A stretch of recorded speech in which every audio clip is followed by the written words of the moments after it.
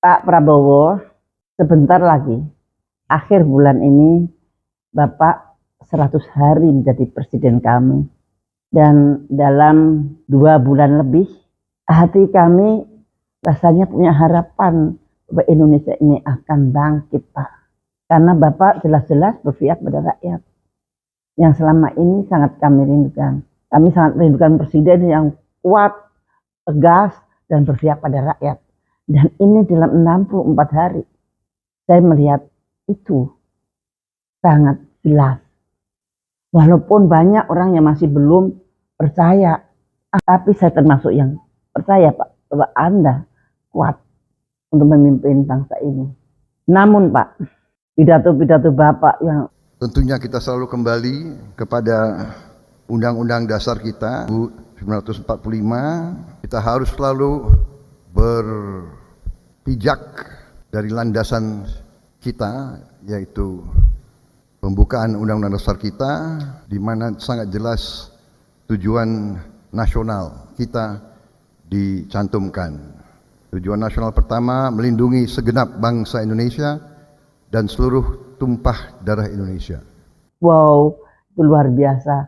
Bapak bisa menyebutkan preambul Undang-Undang Dasar 45 yang asli. Bagaimana negara ini harus melindungi bangsa dan tanah tumpah darahnya yang saat ini sedang Bapak bangkitkan. Karena terus terang, Pak, sebelum Bapak menjadi presiden, perlindungan terhadap bangsa dan tanah tumpah darah itu hampir lenyap, Pak. Bapak inginkan bahwa kita betul-betul merdeka, tidak tunduk pada kepentingan-kepentingan asing yang memaksa kita. Tapi sayang, Pak, di bidang kesehatan kita telah tunduk pada kepentingan global. Sudah tunduk sejak tahun 2023, Pak. Karena ini sangat berbahaya. Kemarin Tempo mengatakan bahwa ada seseorang yang mengatakan bahwa Indonesia telah tunduk pada kepentingan asing. Dan itu gambarnya Bu Sri Mulyani di dalam WEF. Karena diduga Bu Mulyani di WEF itu membicarakan tentang pandemi. Dan kemudian si Tempo mengatakan itu hoax, bahwa kita sudah tunduk pada pemerintah asing itu karena gambar itu. Memang bukan itu, Pak.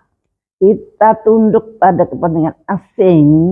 Contohnya pandemi, Pak. Kalau pada pandemi kita yang kemarin kan kita nggak bisa apa-apa. Dan lukanya sampai sekarang kita rasakan. Bapak harus menandatangani pandemic agreement. Nampaknya cantik namanya pandemic agreement. Dan kita harus menyetujui IHR 2005 amendment. Nah itu IHR itu adalah International Health Regulation 2005. Dua-duanya itu, Pak, berisi pasal-pasal yang merenggut kedaulatan kita, Pak. Kalau terjadi epidemi ataupun pandemik, kita tidak berdaulat. Mereka mendikte apa yang harus kita kerjakan kalau ada pandemik. Mereka mendikte apa yang harus kita beli dari mereka pada waktu kita pandemik. Mereka mendikte semua harus diatur oleh mereka. Jadi kita tidak mempunyai kedaulatan untuk melindungi rakyat kita sendiri. Dengan cara kita nggak boleh, harus ikut mereka. Semuanya. Dan nanti ujung-ujungnya kita harus utang lagi dan utang lagi. Dengan dalih karena kita sudah menandatangani itu, Pak. Padahal sebetulnya pandemic agreement ini sebetulnya sudah ditolak oleh banyak negara, terutama Rusia dan kemudian juga oleh negara-negara besar. Dan juga sekarang Amerika pun juga tidak mau. Mereka tidak mau. Yang namanya Presiden Trump itu mengatakan bahwa dia akan keluar dari WHO. Karena salah satu alasannya adalah karena dia tidak mau pandemic agreement ini menggerus kedaulatan nasional Amerika. Bayangin saja, Presiden Trump saja khawatir bahwa pandemic agreement akan menggerus kedaulatan nasionalnya mereka. Kok kita kok tenang-tenang saja, Pak? Yang lebih mengerikan lagi, Indonesia di bawah pemerintahan yang kemarin, misalnya Pak Jokowi, itu Menteri Kesehatan dan Menteri Luar Negeri, itu Indonesia itu sebagai co-sponsornya Amerika untuk membuat pandemic agreement. Aneh kan?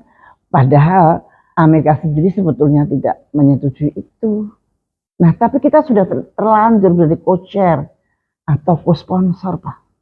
Dan paling menyedihkan lagi, klausul-klausul yang menggerus kedaulatan bangsa ini itu sudah diundang-undangkan sah menjadi Undang-Undang Nomor 17 Tahun 2023, yaitu Omnibus Law Kesehatan.